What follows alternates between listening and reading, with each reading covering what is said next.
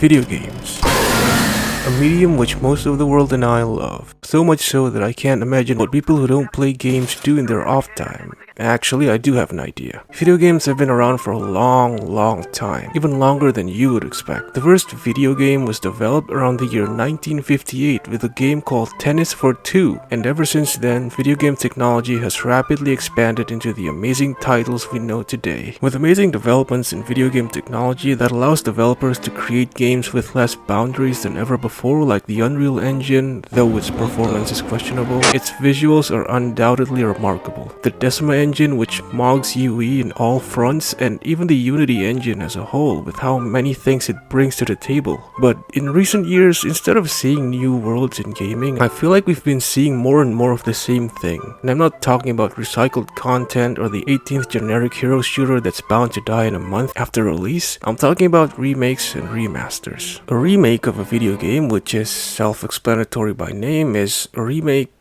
of a video game. Great writing, me.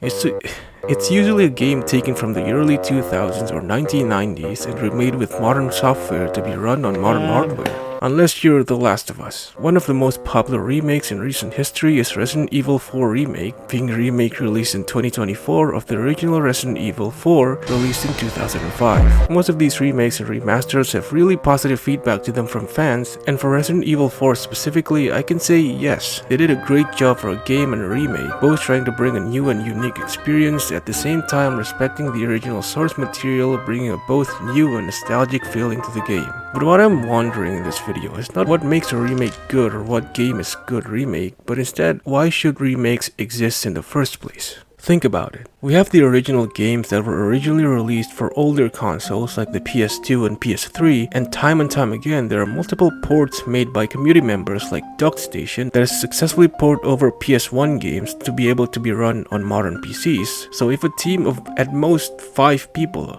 then a company with thousands of people working in it and billions of dollars in the bank should be able to easily port over an old game instead of remaking it, right? Well, I can only think of 3 reasons as to why they choose to remake and not port it. And the first one is remaking a game to see it in a new light.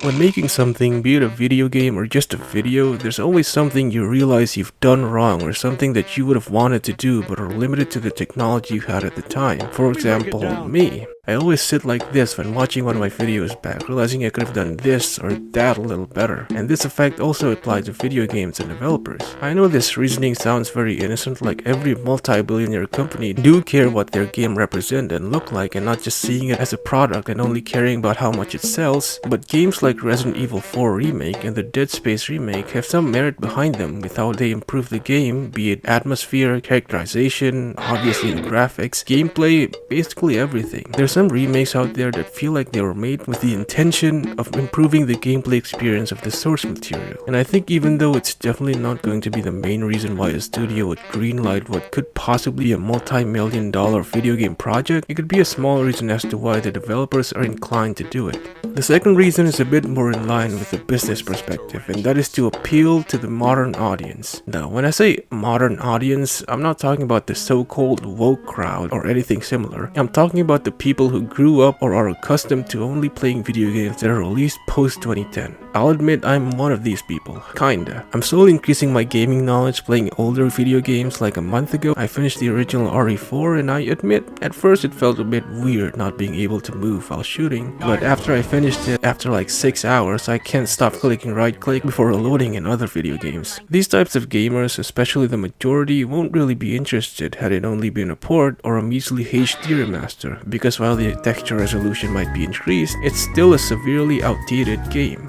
if you're not The Last of Us. Even though porting a game into a newer version may take a significantly lower budget than completely redoing a game from the ground up with a new engine, the companies are more inclined to turn a big investment into a bigger payout, which leads me to reason number 3, good old corporate greed. I think the main reason why there are so many remakes and remasters nowadays is solely because of one game, and that is Resident Evil 2 Remake. God, I feel like I've brought up Resident Evil so many times this video. I've been playing their games though, maybe that's why. The Resident Evil 2 Remake was released in 2019 and it was a remake of the original Resident Evil 2 that was released all the way back in 1998. That's about 28 years now. Feel old yet?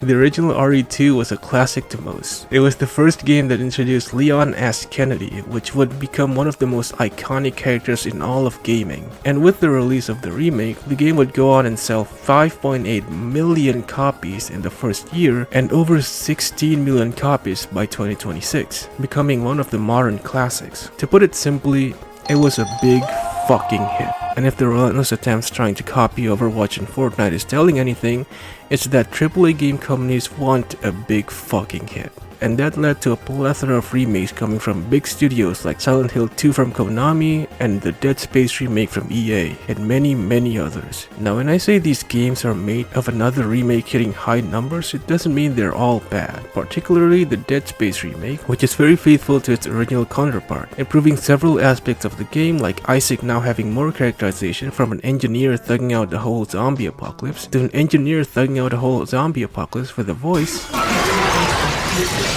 and a personality. Well, I'm not out of good ideas, so guess what's left? But that doesn't mean all the games that are remade are good. Some of the most notable examples of these are the GTA San Andreas and Vice City Definitive Edition that came out about a couple years ago. I forgot, dude. I didn't write in the fucking script. Just put it on the screen, man. Which came out to heavy scrutiny, and the game itself is not good at all. The graphics aren't good for today's standards. Hell, even 10 years ago, the original looks better in some places. Not to mention the bugs and performance issues that came with. And for a full $60 game, it's not even worth a fraction of the price for how little they've done to remaster the game and how broken it came out. The worst thing about remakes is that oftentimes the publisher of the game will try to act as if the remake is what the game should be and completely wipe the old one off the store. One example of this is a game series I talked about recently, and that is YAKUZA.